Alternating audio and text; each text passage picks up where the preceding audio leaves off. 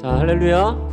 우리를 위해 이 땅에 오신 그 그리스도의 탄생을 기뻐하며 우리 주님 앞에 나와 함께 예배하기를 소망합니다. 우리 다 함께 고백할까요? 천사들의 노래가 하늘에서 울리네. 모두 소리 높여서 주의 나심 전하세.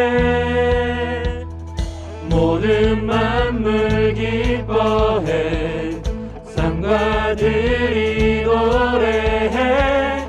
아름다운 노래가 온 세상에 퍼지네. 산 위에 올라 예수 나심 전하세. 온 세상 구세주 이 땅에 오심을 하늘의 영광 온 땅 위에 평화 만왕의 왕 되신 예수 그리스도 선포해. 아멘. 구유 안에 누이신 어린 아기 예수께 우리들도 다 함께 기쁜 찬송 부르자. 오늘 나신 구주는 영원하신 왕이라. 세상 모든 나라들 기뻐하다 파여라. 자, 우리 다 함께 산 위에 올라 예수 나심 전하세. 온 세상 구세주 이 땅에 오심을 하늘의 영광 온 땅 위에 평화 만왕의 왕 되신 예수 그리스도 선포해.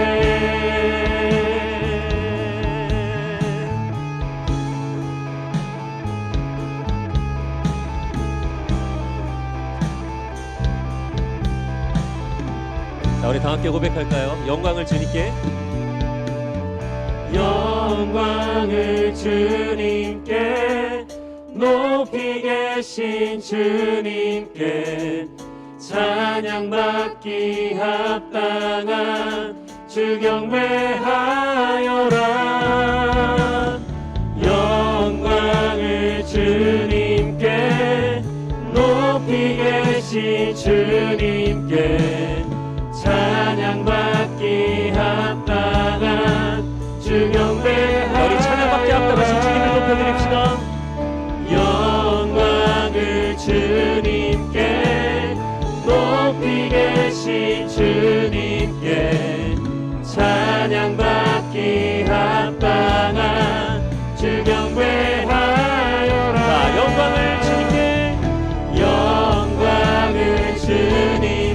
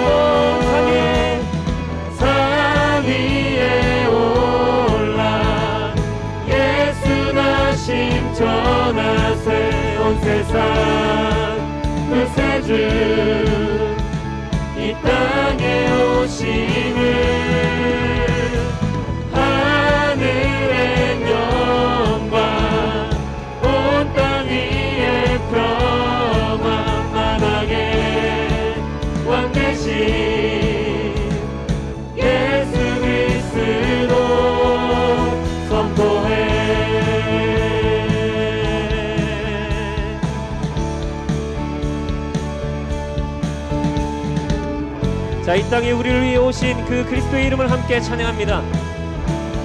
자, 우리에게 베풀어 주신 그 주님의 놀라운 사랑을 찬양하며 나아갑시다. 아멘.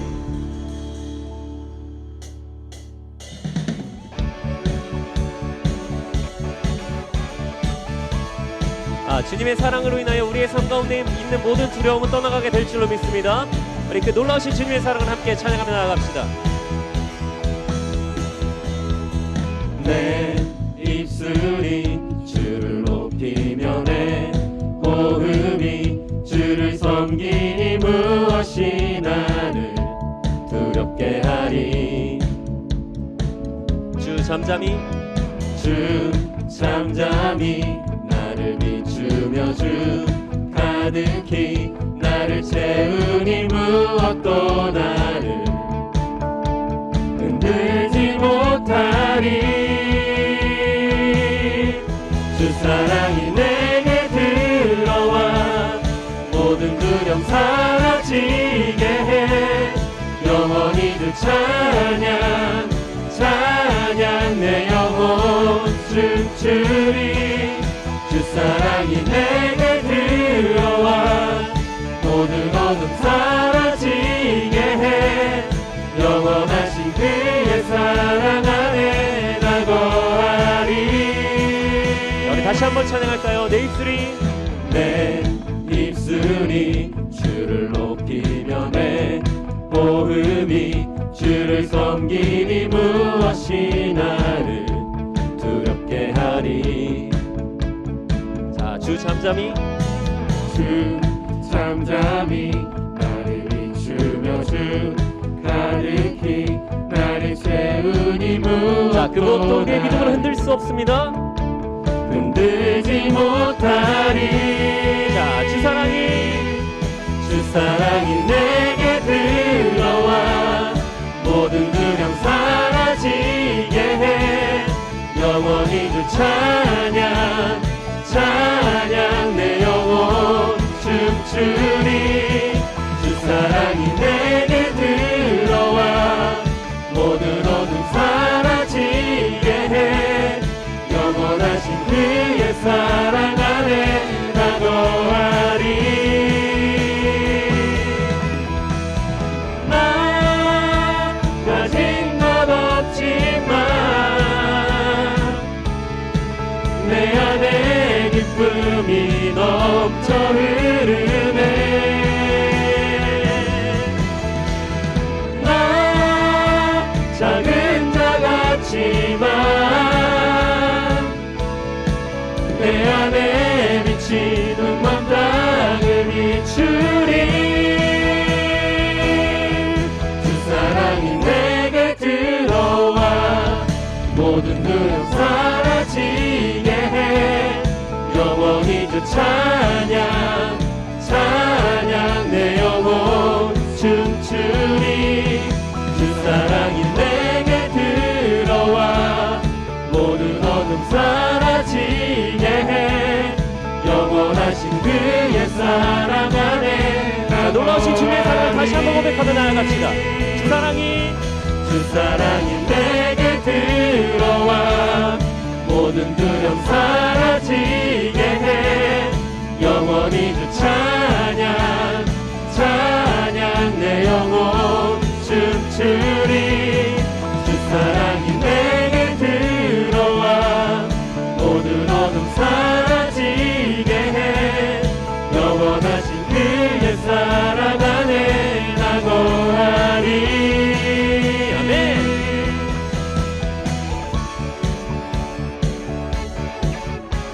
여러분, 주님의 사랑이 우리 가운데 가득 넘쳐나게 될 때 우리의 삶 가운데 있는 두려움은 반드시 떠나가게 될 줄로 믿습니다. 우리의 두려움을 기쁨의 고백으로 변화시키시는 우리 살아계신 그 주님의 이름을 높여드리길 소망합니다. 아멘. 그 주님을 찬양합니다.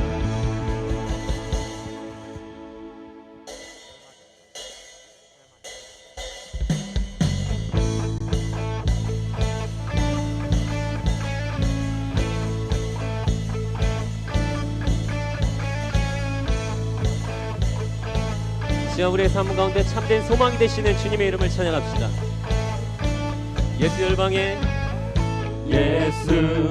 열방의 소망 예수 우리의 위로자 주는 온 땅의 영원한 소망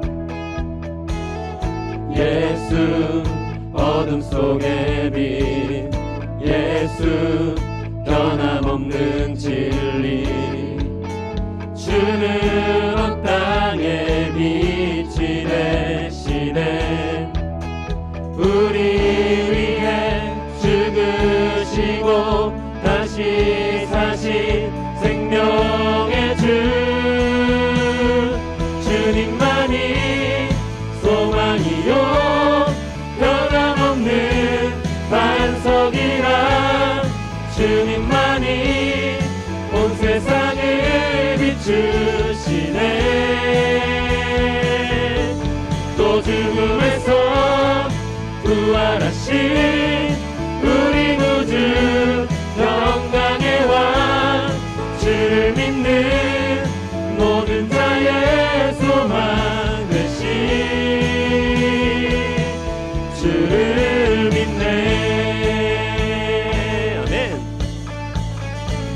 자, 우리의 참된 위로 되신 주님 다시 한번 찬양할까요? 예수 열방의 예수 열방의 소망 예수 우리의 위로자 주는 온 땅의 영원한 자, 소망 그 우리의 참된 빛이 되십니다. 예수 어둠 속의 빛 예수 변함없는 진리 주는 온 땅의 빛이 되시네 우리 위에 죽으시고 다시 사신 생명의 주 자, 가운데 주님만이 소망이요 변함없는 반석이라 주님만이 온 세상을 비추시네 또 죽음에서 부활하신 우리 구주 평강의 왕 주를 믿는 모든 자의 소망 되신 주를 믿네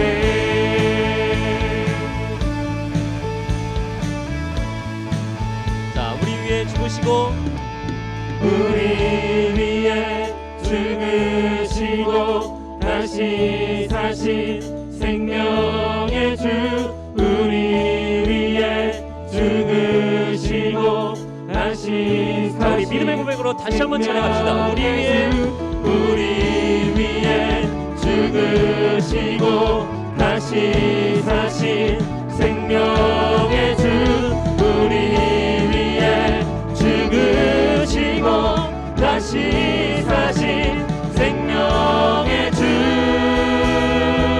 주님만이 소망이요 변함없는 반석이라 주님만이 온 세상을 비추시네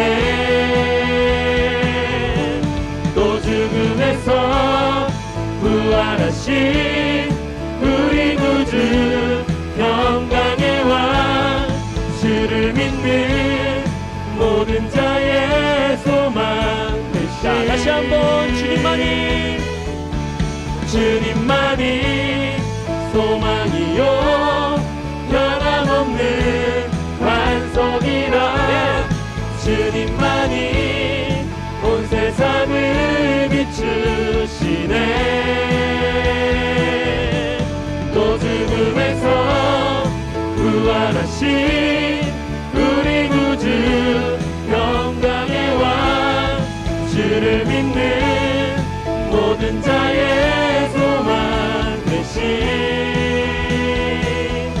주를 믿네 자, 우리 다 함께 고백하며 나아갑시다. 주를 믿네 주를 믿네 이 시간 우리의 참된 소망이 되신 그 주님의 이름을 찬양합니다. 주님, 우리의 예배 가운데 임재하여 주시옵소서. 아멘.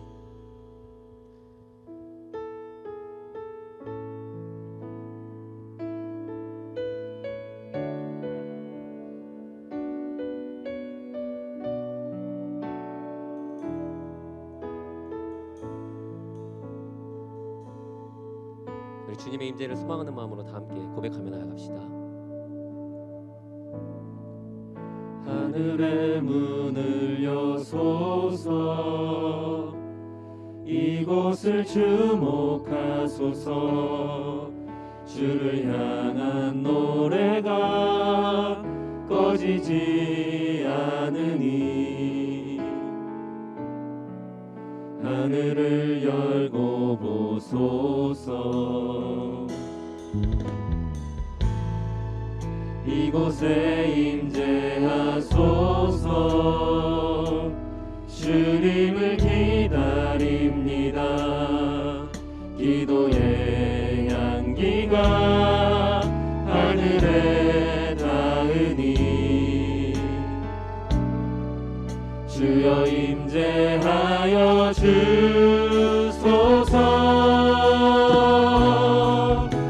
이곳에 오셔서 이곳에 앉으소서. 이곳에서 드리는 예배를 받으소서. 주님의 이름만이 오직 주의 이름만 이곳에 있습니다.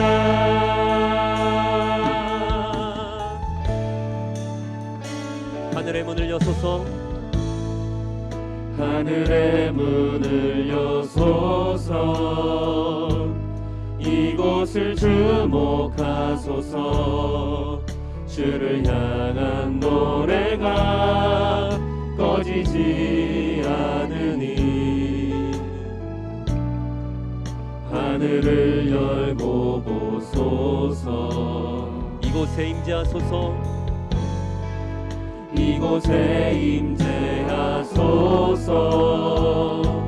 주님을 기다립니다. 기도의 향기가 하늘에 닿으니 주여 임재하여 주소서. 이곳에 오셔서 이곳에 앉으소서. 이곳에서 드리는 예배를 받으소서. 주님의 이름만이 오직 주의 이름. 우리의 삶 속에 주님의 임재를 간절히 소망하며 다시 한번 고백합시다. 이곳에 오셔서 이곳에 앉으소서. 이곳에서 드리는 예배를 받으소서. 주님의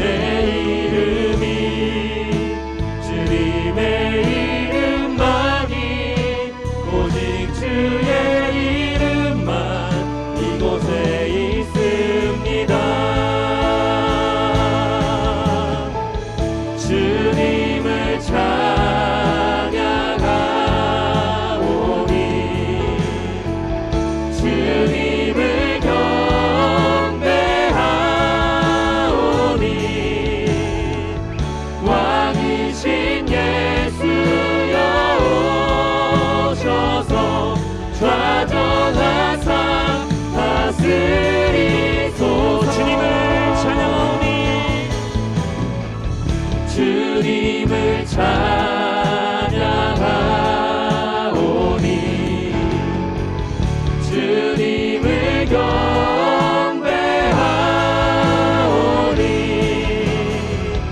왕이신 예수여 오셔서 가정의 왕 되신 주님을 이 자리에 초대하고 나아갑시다. 주님을 찬양하오니 주님을 찬양하오니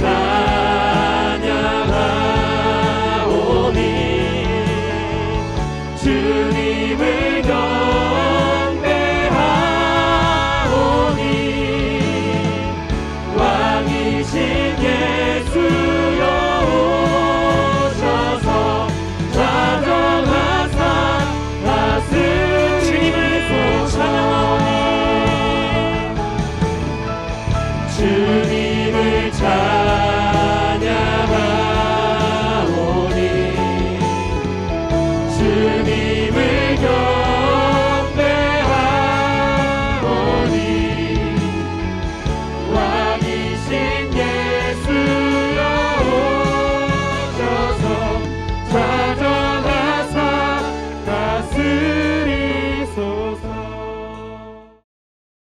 여러분, 성경 전체는 구약과 신약을 합쳐서 모두 66권입니다. 오늘 우리가 보고 있는 이 이사야서도 총 66장으로 구성이 되어 있죠. 또한 이사야서에는 무려 예수님께서 태어나시기 전 700년 전에 그런 쓰여진 말씀인데도 예수님의 탄생부터 고난과 죽음과 부활에 이르기까지 너무나도 정확하게 기록이 되어 있습니다. 그래서 이 이사야서를 가리켜서 성경 전체인 66권과 같은 구성으로 되어 있고 또 구약과 신약의 내용을 모두 담고 있기 때문에 이 이사야서를 축소된 성경이다 혹은 구약의 복음서다 그렇게 불리기도 합니다. 그러면 도대체 이 이사야라고 하는 사람은 어떻게 예수님에 대해서 이렇게 마치 그 같은 시대에 자기의 눈으로 본 것처럼 정확한 기록을 남겨놓을 수가 있었을까요? 이사야서 6장에 보면 이런 소개가 있습니다. 우시야 왕이 죽던 해, 이렇게 이사야서 6장에 처음 시작을 하고 있거든요. 예로부터 한 나라의 지도자가 죽으면 그러면 나라가 순간적으로 위기를 맞게 됩니다. 특별히 이 우시야 왕이라고 하는 사람은 우상을 제거하고 하나님의 뜻을 실현하고자 했던 남왕국 유다에서 몇 되지 않는 아주 선왕이었습니다. 그런 우시야 왕이 죽게 되니 유다 왕국이 위기를 맞게 되고 그리고 이사야 개인적으로 있어서도 흔들릴 수밖에 없는 그런 상황이었습니다. 먼저 인간적으로 흔들리게 되었는데 우시야 왕은 이사야 선지자와 둘도 없는 아주 친한, 요즘 말로 하면 절친이죠. 우리도 가끔 그런 경험을 할 때가 있죠. 친한 친구의 죽음을 가까이에서 경험할 때 남의 일같이 여겨지지 않는, 죽음이 멀리 있는 것이 아닌 것 같은 그런 느낌을 실감할 때가 덜어 있지 않습니까? 운명적으로 흔들릴 때가 있죠. 이 우시야 왕의 죽음은 선지자 이사야의 삶의 기반을 아주 온통 흔들어 놓았습니다. 또 우시야 왕은 누구보다도 이사야 선지자의 종교 개혁을 정책적으로 후원했던 강력한 지지자였습니다. 이런 우시야가 죽자마자 정치적인 기반, 경제적인 기반, 정서적인 기반이 이 이사야에게 한꺼번에 다 무너지는 때였습니다. 바로 이렇게 모든 것이 흔들리고 무너져 내리는 불안한 이사야에게 하나님께서 환상을 보여주셨고 그것이 이사야서에 군데군데 나오는 메시아에 대한 정확한 예언, 예수 그리스도에 대한 분명한 기록으로 남게 됩니다. 그가 본 환상에 대한 기록이 이렇습니다. 이사야서 6장 1절에 내가 본즉 주께서 높이 들린 보좌에 앉으셨는데 이렇게 고백을 하고 있어요. 이사야가 분명히 환상으로 보았을 때 높이 들린 보좌에 계신 누군가를 보았다는 거죠. 모든 문제의 해결은 우리가 지금 바라보는 시선이 어디를 향하고 있느냐에 달려 있습니다. 세상을 바라보면 슬픔과 절망과 흔들림에 빠질 수밖에 없지만 하늘을 바라보면 소망과 기쁨과 든든함과 환희를 보게 됩니다. 성 어거스틴은 말하기를 세상을 바라보면 우리는 비관주의자가 되고 하늘을 바라보면 우리는 낙관주의자가 된다. 그런 말을 했습니다. 하나님은 지금 인간적으로 너무 흔들리고 마음이 무너져가고 있는 이 이사야로 하여금 하늘의 보좌와 그 환상을 보도록 그의 눈을 열어주신 것이죠. 오늘 이 자리에 혹시 이사야처럼 생활이, 삶이, 환경이, 형편이 흔들리고 무너지는 경험을 하고 있는 분들도 영상으로 보시는 분들도 그렇고 그런 분이 계실지도 모르겠습니다. 여러분의 삶이 뒤흔들릴 때 여러분은 어떻게 하시겠습니까? 여러분의 삶을 흔들고 있는 그 사건을 바라보지 말고 하나님을 보시고 하늘을 보라는 것이죠. 하나님께서 때때로 우리 인생을 흔드실 때가 있습니다. 그 목적이 무엇일까요? 위를 바라보라는 하나님의 사인입니다.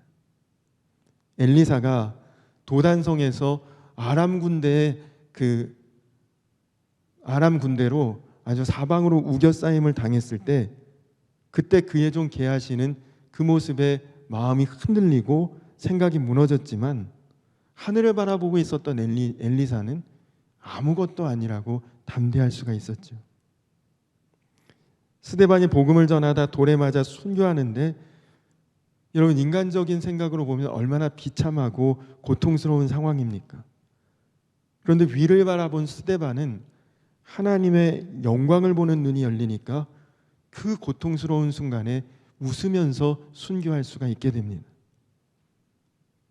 사도 요한도 죄수의 몸으로 반모섬에 유배가 되고 그래서 그의 몸은 만신창이가 되고 그의 마음이 다 무너진 것 같은 그때에 그가 위를 바라보고 보좌에 앉으신 주님을 바라보며 이렇게 고백합니다. 이일 후에 내가 보니 하늘 문이 열리고 하늘 보좌 위에 주님께서 앉아 계신 것을 보았노라. 여러분 지금 여러분의 마음, 여러분의 생각, 혹 여러분의 시선 어디를 향하고 있습니까? 여러분 위를 바라보시기 바랍니다. 이사야가 세상이 흔들리고 삶이 무너질 때 위를 보았다가 환상을 보고 또 이렇게 놀라운 기록을 남기게 되었듯이 여러분의 눈을, 여러분의 생각을, 여러분의 마음을 오직 주님께 한번 집중해 보시기 바랍니다. 선교사 리빙스턴이 아프리카의 오지에서 이름 모를 원주민들에게 둘러싸여 있을 때 그가 이런 고백을 합니다. 앞도 막히고 뒤도 막히고 좌우로 둘러쳐 있을지라도 하늘은 열려 있구나. 여러분 이런 전율과 같은 신앙 고백이 저와 여러분들의 고백이 되기를 간절히 소원합니다. 자, 이사야 선지자가 바로 그런 환상 중에 보았던 장면 중에 그 중에 하나가 이제 오늘 이 이사야서 42장의 말씀입니다. 오늘 말씀은 이스라엘 민족이 바벨론의 포로 생활로 고난을 당하고 있을 때 자신들이 바라는 구원과 회복의 마음보다 자신들을 바라보시는 하나님의 마음, 하나님이 더욱 그들의 구원에 대해서 또 그들의 회복에 대해서 더 간절한 마음을 가지고 계신다. 지금 그런 고백을 이 말씀이 담고 있습니다. 근데 여러분 이상하죠? 이사야는 바벨론 포로 사건이 있기 100년 전의 사람입니다. 그러니까 바벨론의 그 일을 알 리가 없는 사람인데 그것은 바로 이 바벨론 포로기의 사건도 역시 이사야가 환상 중에 먼저 보고 있었다는 것입니다. 여러분 갈대를 보신 적 있죠? 갈대를 못 본 분은 아마 없을 거예요. 근데 그 갈대라는 것이 얼마나 그 굵기가 얇고 여립니까? 그냥 내버려둬도 쉽게 꺾이고 부러지고 하는 것이 갈대인데 그나마 그 갈대가 상한 갈대라고 하니까 얼마나 연약하고 부실하겠습니까? 그리고 여러분 등불을 생각해 보십시오. 등불을 모르시면 이 뒤에 촛불을 한번 생각해 보세요. 등불이 아주 활활 타오르고 있어도 바람만 한번 강하게 불면 그러면 금세 꺼져버리지 않습니까? 그래서 풍전등화 이런 말도 있지 않습니까? 그런데 그 등불이 그나마 아주 꺼질 듯 말 듯 가물가물 타고 있어요. 실제로 하나님은 지금 그런 형편에 있는 또 그런 수준에 있는 이스라엘 백성들을 구원해 주셨습니다. 70년 바벨론 포로 생활에서 이스라엘 백성이 구원받았습니다. 이들은 이미 이전에 애굽에서 400년 종살이하는 동안에도 하나님 앞에 구원받았고 이후에 2000년 동안 나라 없이 살다가 하나님께 구원받은 민족입니다. 그러나 우리 모두는 개인적으로 출애굽 사건이나 바벨론 포로 귀환보다 더 큰 구원을 받았다는 것을 알아야 합니다. 지옥에서 천국으로, 어둠에서 빛으로, 사망에서 영생으로, 죄의 종에서 하나님의 자녀로, 멸망에서 구원으로 우리가 다 바뀐 것 아닙니까? 우리가 이 사실을 정말 믿는다면 오늘 말씀처럼 구원의 하나님이신 것을 인정하지 않을 수 없습니다. 여러분에게는 나를 구원하신 하나님을 향한 벅찬 감동과 감사의 고백이 있습니까? 제가 신학교에 다닐 때 선교학을 가르치셨던 이동주 박사님이란 분이 계신데 그분이 이제 무신론을 주장하는 그 교수님과 공개 토론했던 이야기를 간증하셨습니다. 그때 교수님이 복음을 말하는 자신과 무신론을 주장하는 그 교수님과 아무리 오랫동안 언쟁을 해도 그 논쟁이 끝나지 않자 교수님이 이런 제안을 하셨대요. 당신은 무신론을 믿고 변화된 삶을 사는 증인이 있다면 두 사람만 이 자리에 데리고 와 보십시오. 나는 예수를 구주로 고백하고 삶이 변화된 사람 100명을 데리고 오겠습니다. 그 증인들을 한번 데려다 놓고 우리 논쟁을 다시 합시다. 그랬더니 그 무신론자 교수가 꼬리를 내리더라는 것이죠. 저를 비롯해서 당시 신입생이었던 저희 동기생들은 그 간증을 들으면서 너무 마음이 후련하고 통쾌했습니다. 그렇지, 역시 하나님이 살아계시지. 모두 그렇게 생각을 했습니다. 그런데 이제 목회를 한 지 20여 년이 가까워오는 지금 제 주위에 과연 예수 믿고 진짜로 변화된 사람이 100명이 될까? 생각해보면 이거 자신 있게 대답하기 어렵다라는 느낌이 듭니다. 여러분 지금 여러분 주변에 이 사람은 정말 하나님 믿는 사람이야. 이 사람 진짜 그리스도인이야. 이 사람 정말 하나님이 살아계신 것을 믿는 사람이야. 이렇게 자신 있게 소개할 수 있는 사람 여러분 주변에 100명 정도 있습니까? 아니면 누군가가 나를 그런 사람으로 소개해 줄 만한 그런 삶을 내가 살아가고 있습니까? 내가 구원의 산 증인입니다. 감히 그렇게 나설 수 있을까요? 구원은 받은 것 같은데 구원받은 증거가 우리에게 나타나고 있는가? 드러나고 있는가? 우리는 복음을 전하기 전에 먼저 내 자신이 천국과 지옥을 믿고 있는지를 정확하게 점검해야 합니다. 내가 본 지옥과 천국이라는 책을 쓰신 신성종 목사님이란 분이 계십니다. 그분은 한국교회 대표적인 보수교단인 장로교 합동 측에 그것도 아주 거의 그중에 손꼽히는 대형 교회인 충년교회에서 담임 목사님을 하셨고 총신대학교에 학장까지 지낸 목회자이면서 신학자이신 아주 대단한 분이시죠. 근데 그런 분이 천국과 지옥을 보았다는 간증집을 무슨 학자로서의 어떤 연구 논문 아니면 무슨 어떤 연구 실적 이런 것들을 쓴 게 아니라 간증집을 책으로 내서 굉장히 화제가 됐거든요. 근데 어느 날 이 신성종 목사님이 장모님에게 이런 질문을 받습니다. 천국이 정말 있는가? 나 같은 사람도 갈 수 있나? 그렇게 장모님이 자기에게 물으시는데 목사님이 신학자이면서 목회자로서 아유 당연히 그렇게 되죠 라고 선뜻 대답했지만 사실 자기 자신도 오랜 세월 목회하고 오랜 세월 신학교에서 학생들을 가르쳤는데도 자기 자신도 천국과 지옥에 대해서 지식으로는 어렴풋이 알고 있다고 하지만 실제로는 너무도 모르고 있다는 것을 깨달았다고 합니다.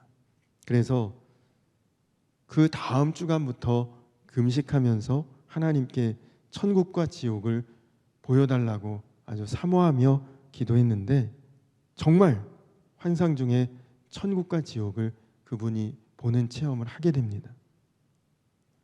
그분은 대형 교회에서 목회를 하다 은퇴하시고 학교에서도 근무하셨기 때문에 이제 노후는 다 보장되어 있는 분이에요. 편안하게 지낼 수 있음에도 불구하고 그분이 은퇴하시면서 바로 인도의 벵갈이라고 하는 지역에 선교지에 오랫동안 나가서 선교 사역을 하시다가 얼마 전에 귀국을 하셨습니다. 언젠가 기자 한 사람이 그 목사님이 인도에서 선교사로 사역하고 있을 때에 만날 기회가 있어서 그를 인터뷰하면서 이렇게 질문을 했습니다. 목사님 정말 천국과 지옥 보셨습니까? 그 기자가 이렇게 질문을 했는데 목사님이 잠시 눈을 지그시 감고 있다가 기자의 눈을 응시하면서 나직하게 이렇게 말씀을 하셨답니다. 보았으니 지금 제가 한국을 떠나 여기에 있는 것 아닙니까?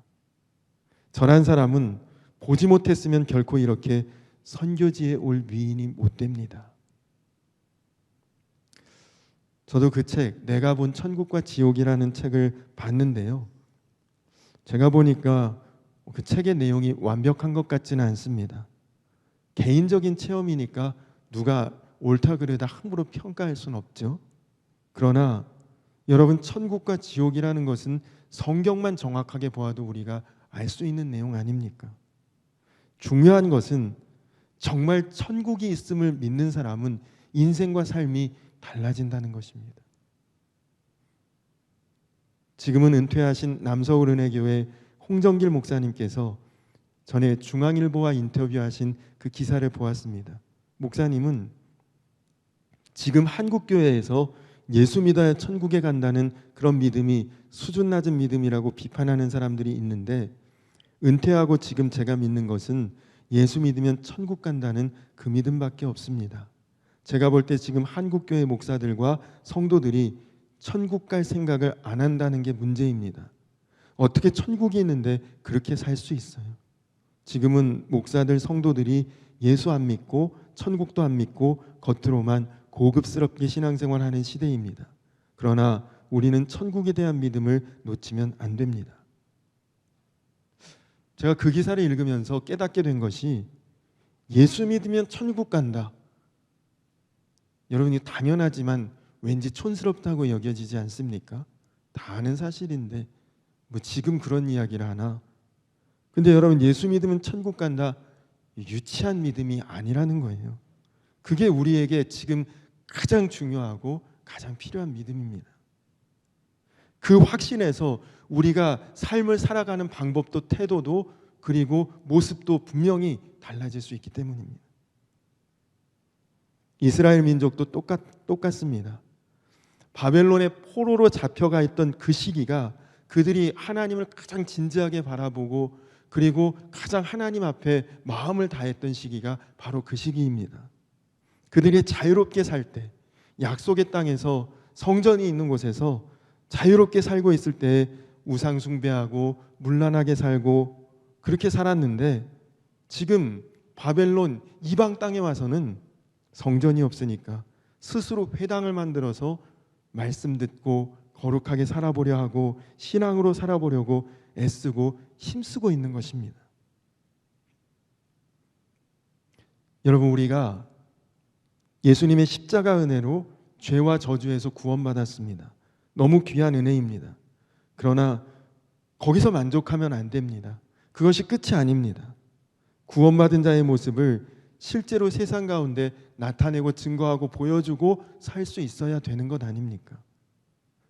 정말 중요한 복은 우리가 평생 사는 동안 하나님과 함께 살아갈 수 있는 복입니다. 무슨 일이 있어도 여러분, 이 은혜를 놓치지 말아야 합니다.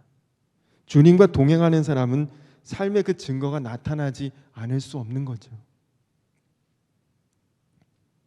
하나님께서 이스라엘 민족을 출애굽시키실 때에 뒤로는 애굽 군대가 따라오고 좌우로는 절벽이 아주 병풍처럼 둘러쳐져 있고, 그리고 앞에는 바다가 막고 있을지라도 하나님께서 임하시면 바다도 열려질 수 있고 요단강도 갈라질 수 있다는 것을, 40년 광야길에 하나님 함께 하시면 하루도 굶지 않을 수 있다는 것을, 한 사람도 희생하지 않고 여리고성이 무너져 내릴 수 있다는 것을 그들은 마음에 믿었습니다. 내가 하나님을 택한 것이 아니라 하나님이 나를 택해 주신 것이죠. 내가 하나님을 붙잡은 것이 아니라 하나님이 우리를 붙잡아 주신 것입니다. 우리가 쉽게 좌절하고 낙심하고 방황하기도 하지만 지금 이 모습에서 우리 인생이 끝나지 않습니다. 하나님 안에서는 결코 그렇습니다. 하나님이 반드시 우리를 붙잡아 주시고 구원해 주시고 인도해 주시고 동행해 가십니다. 하나님이 내 생명이시고 하나님이 나의 주님이시면 내가 연약한 것 문제되지 않습니다. 이것이 이사야가 오늘 우리에게 보여주는 메시아 신앙입니다. 이것이 놀라운 하나님의 복입니다. 우리의 실패가 또 나에게 좌절이 도저히 내 힘으로 되지 않는 그것이 더욱 하나님을 바라보게 만들고 더욱 하나님을 갈망하게 만드는 것입니다. 어쩌면 하나님께서는 저와 여러분이 연약하기 때문에 실패했기 때문에 우리를 더욱 사용하기를 원하십니다. 우리의 약함 때문에 더욱 하나님을 사모하고 더욱 하나님을 의지하고 더욱 하나님만 바라볼 수 있기 때문입니다. 오늘 말씀 이사야서 42장 말씀은 하나님이 택하신 한 사람이 우리에게 오는 것에 대해서 선포하는 것으로 시작됩니다. 내가 붙드는 나의 종, 내 마음에 기뻐하는 자, 곧 내가 택한 사람을 보라. 내가 나의 영을 그에게 주었은즉 그가 이방에 정의를 베풀리라. 여러분, 하나님이 택한 이 사람 누구를 가리킵니까? 이사야가 이 말씀을 기록할 때 유다의 지도자는 아하스라고 하는 왕이었습니다. 그는 불신이 많은 사람이고 어리석었다고 합니다. 세상 권력 의지하고 바른 마음보다 부도덕한 모습으로 또 한결같기보다는 일관성 없는 모습으로 나라를 통치했고, 그래서 유다 백성들 사이에 제대로 된 지도자에 대한 소원이 있었습니다. 백성들이 이 마음을 알고 있었던 선지자 이사야는 오늘 말씀을 통해 우리의 궁극적인 왕이 되시고 완벽한 지도자이신 메시아 곧 예수 그리스도에 대해서 오늘 말씀을 통해 우리에게 전해주고 있습니다. 여러분은 어떤 지도자를 원하십니까? 우리도 이제 한 1년 남짓 시간이 흐르면 새로운 대통령을 뽑아야 되는 그런 시점이 오는데, 요즘 매스컴을 보면 어떤 후보자가 여론조사를 보니 어느 정도 지지율이 있다, 이런 건 자주 보죠. 얼마 전에 뉴스에서 보았던 장면이 생각납니다. 기자가 길거리에서 이 사람 저 사람 인터뷰하면서 어떤 후보가 가장 적합한 후보라고 생각하느냐, 여러 사람들의 여러 대답이 나오는데 어떤 아주머니 한 분이 이렇게 대답합니다. 제발 좀 편히 살게 해달라는 것밖에 우리 소원이 더 있겠어요? 근데 그 인터뷰를 마무리하던 기자가 이 말이 정답입니다, 그렇게 말하면서 이 인터뷰를 마무리하던 것이 생각이 납니다. 여러분, 정말 문제없고 편하게 살게 해주면 그것이 우리에게 제일 필요한 지도자 아니겠습니까? 그런데 여기 우리 예수님께서 우리를 다스리시는 모습이 어떤 모습입니까? 오늘 말씀을 보면 그분은 정의를 베푸시는 분이요 목소리를 높이지 아니하며 상한 갈대를 꺾지 않고 꺼져가는 등불을 끄지 않으시는 분이다, 이렇게 소개하고 있습니다. 예수님께서 우리의 의지할 곳이 되시고 우리의 피난처가 되어주신다는 말씀입니다. 독일 나치 시대에 감옥 안에서도 믿음의 삶을 살며 사람들에게 복음을 전했던 아주 유명한 선교 사역자인 코리텐붐 여사는 이런 말을 했습니다. 우리가 기차를 타고 간다고 합시다. 기차가 굴속을 지나 사방이 어두워졌다고 기차에서 뛰어내리시겠습니까? 아니죠. 기관사가 나를 무사히 데려다 줄 것을 믿고 가만히 앉아 있음을 배워야 하지 않겠습니까? 혹시 지금 내 인생의 기차가 어둠의 터널을 통과하고 있다고 기차에서 뛰어내릴 생각을 하는 분 계신가요? 조금만 참아 보십시오. 기관사를 신뢰하십시오. 그리고 잠잠하십시오. 성경은 하나님이 기관사라고 가르칩니다. 그가 바로 인생에게 안식을 주시는 왕이시라고 가르치십니다. 그분을 신뢰하십시오. 여러분, 그렇습니다. 하나님을 믿고 있다면, 하나님을 신뢰한다면 그분께 여러분 인생의 핸들을 맡기고 나아가시기 바랍니다. 그러면 주님께서 오늘 본문의 다음 구절인 9절 말씀에 보면 보라, 전에 예언한 일이 이미 이루어졌느니라. 이제 내가 새 일을 알리노라. 여러분, 이 약속이 이미 모든 것을 이루셨고 앞으로 새로운 일을 행하실 것이라는 이 약속이 저와 여러분들의 삶 가운데 동일한 약속이 될 줄로 믿습니다. 오직 하나님이 우리의 왕이 되셔서 우리를 다스리실 때만 가능한 약속입니다. 우리가 믿음으로 구원은 받았지만 여전히 우리의 타락한 성품이 우리를 어렵게 하고 안정적인 인생을 살지 못하게 합니다.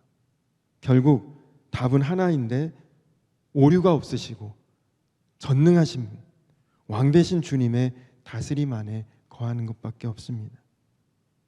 주님의 말씀과 주님의 법에 순종하는 것입니다. 순종은 분명 구원의 조건은 아니지만 다스림의 조건입니다. 대한민국의 법은 그 법에 순종하지 않는 사람을 보호할 의무는 없습니다.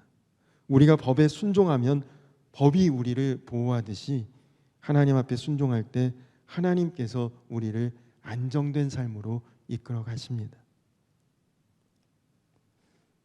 지금은 코로나가 너무 강력하게 모든 것들을 뒤덮고 있습니다. 얼마 전에 청장년인 여러분의 선배 한 분이 지난주 중에 상담을 하고 싶다고 저를 찾아왔습니다.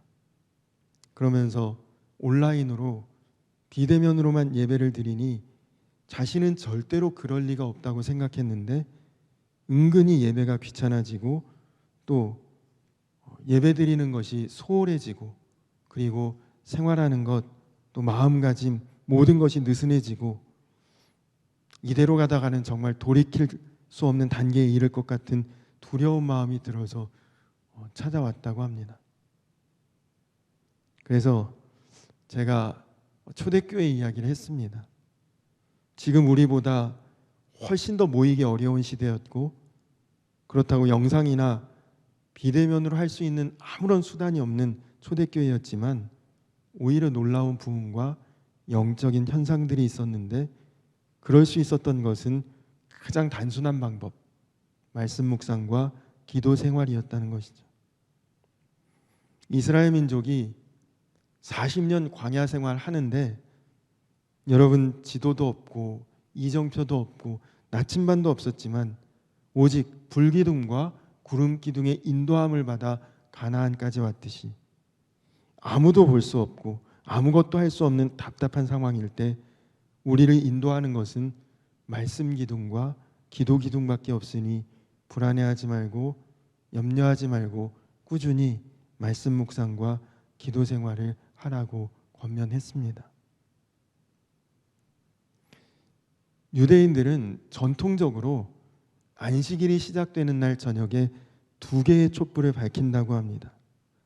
그 중에 하나의 촛불에는 기억하라라고 새겨져 있고 나머지 하나에는 지키라고 하는 말이 새겨져 있다고 합니다. 여러분 항상 하나님이 나와 함께하고 계심을 기억하고 또 하나님께서 우리에게 주신 말씀을 묵상하고 기도하며 그것을 지켜내는 삶을 살아야 합니다. 여러분 생각에 밤에 더 멀리 볼 수 있을까요? 낮에 더 멀리 볼 수 있을까요? 밤에는 우리가 별을 볼 수 있습니다. 낮에는 별을 못 보죠. 별이 멀리 있습니까? 우리가 지금 가시적으로 볼 수 있는 것들이 멀리 있습니까? 밤에 우리가 사실은 훨씬 더 먼 곳을 볼 수 있습니다. 깨닫고 보면 우리가 지금 고난의 시간을 지나고 있지만 이것이 우리에게 복된 기간일 수 있습니다. 밤의 별이 더욱 빛나기 때문입니다. 여러분에게는 무슨 별이 있습니까? 예수 그리스도가 우리의 별 아닙니까? 우리의 처지가 완전히 캄캄한 밤일지라도 빛은 있습니다. 영혼의 밤에 별같이 빛나는 주님을 오히려 찾을 수 있고 만날 수 있고 교제할 수 있는 기회가 우리에게 생기지 않습니까? 평소에 잘 보지 못하던 주님을 볼 수도 있고 들리지 않던 주님의 음성을 들을 수 있습니다. 이것을 깨닫고 나면 밤이 불편하고 힘들기는 하지만 두렵지는 않습니다. 염려가 주님께 완전히 맡겨지는 것을 경험하게 됩니다. 주님과 동행하는 사람에게는 고난을 겪는 순간도 별이 빛나는 밤이 될 수 있는 것이죠. 그렇습니다. 인생을 살면서 선택의 갈림길에서 어디로 가야 할지 몰라 고민할 때 먼저 인생을 살아본 어른이 좀 더 분명한 충고를 해줄 수는 있지만 실제로 우리 손을 잡고 인생의 어두운 골짜기를 통과하도록 인도해 주실 분 오직 한 분밖에 없습니다. 그분은 메시아 예수 그리스도이십니다. 폭풍이 치는 밤에 우리의 손을 잡고 밤을 새우며 위로해 줄 수 있는 친구는 있겠지만 그 폭풍우를 잠잠케 하실 분은 오직 한 분밖에 없습니다. 바로 예수 그리스도이십니다. 어느 날 우리가 우리 인생을 다 살고 지금 연말이 있는 것처럼 우리 인생의 마지막 때를 맞이하게 될 때에 사랑하는 우리 가족들이 우리의 손을 잡고 울어줄 수 있을 것이고 나의 유언에 따라 장례식을 잘 준비해 줄 수는 있겠지만 그러나 우리의 무덤 건너편에 영원한 처소에서 우리를 기다려 주실 분 오직 한 분 예수 그리스도밖에 없습니다. 그분이 우리의 왕이시고 우리의 제사장이시고 우리의 선지자이시고 그리고 우리의 메시아입니다. 지금은 연말입니다. 성탄을 앞둔 마지막 강림주일입니다. 여러분의 가족이나 친구의 생일을 맞으면 어떻게 하십니까? 아마 그냥 잊어버리고 넘어가는 일은 거의 없겠죠. 작은 선물을 준비한다든지 케이크를 준비한다든지 함께 즐거운 시간을 나누지 않겠습니까? 그런데 성탄절이 가족의 친구의 생일만큼도 중요하게 여겨지지 않는다면 이유는 하나입니다. 가족은 나와 함께 살고 있지만 예수님과 여러분은 함께 살지 않는 것입니다.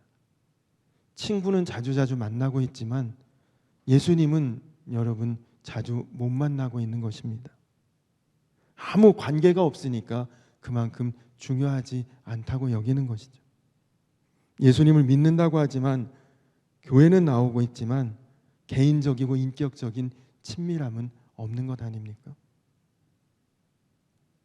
우리 인생의 가장 중요한 질문 여러분 다시 한번 기억하시기 바랍니다. 예수님께서 정말 여러분 인생의 왕이 되셨습니까? 그분을 여러분 인생의 왕으로 주님으로 받아들일 결단이 되셨습니까?